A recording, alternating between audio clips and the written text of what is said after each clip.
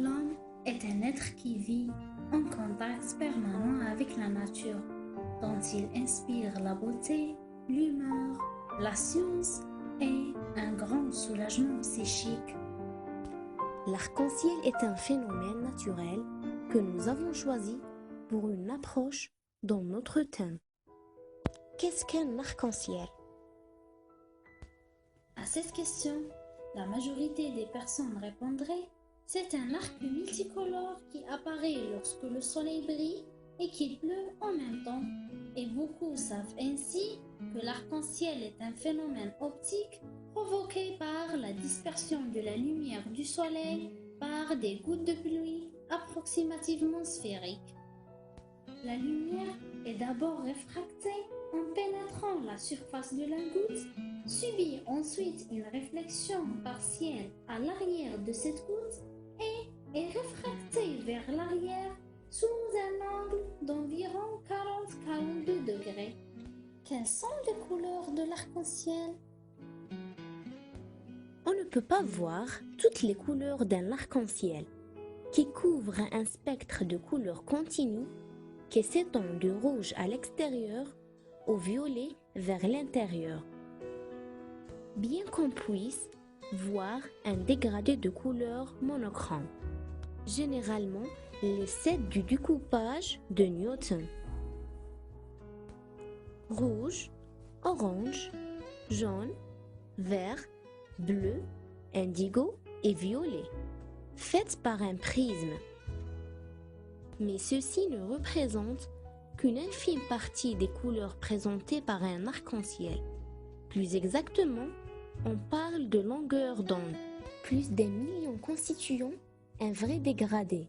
Néanmoins, certains d'entre elles ne sont pas perceptibles par l'œil humain et d'autres ne sont pas assez différentes des couleurs voisines pour les différencier.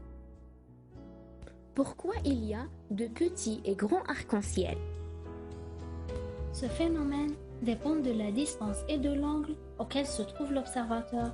Plus le soleil est proche de l'horizon, plus l'arc que l'on voit est grand. Au coucher du soleil, on peut ainsi observer un vrai demi-cercle.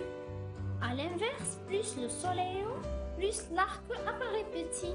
Mais si l'observateur prend de l'altitude, en gardant le soleil dans le dos, il va être en mesure de voir davantage du cercle. Par exemple, à bord d'un avion, en regardant vers le bas, on peut parfois réussir à observer un cercle entier, mais cela est rare.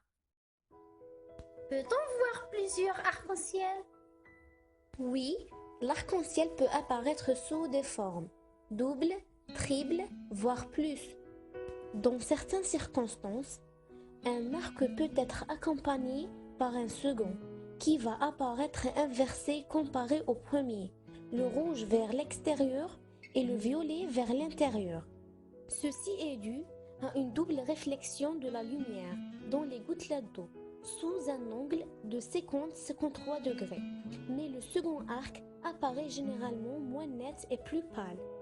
Et entre les deux arcs-en-ciel, une bande plus sombre apparaît. Cela correspond à la zone des gouttelettes d'eau, comprise entre l'angle 42 degrés caractérisant la fin du premier et l'angle de 50 degrés caractérisant le début du second.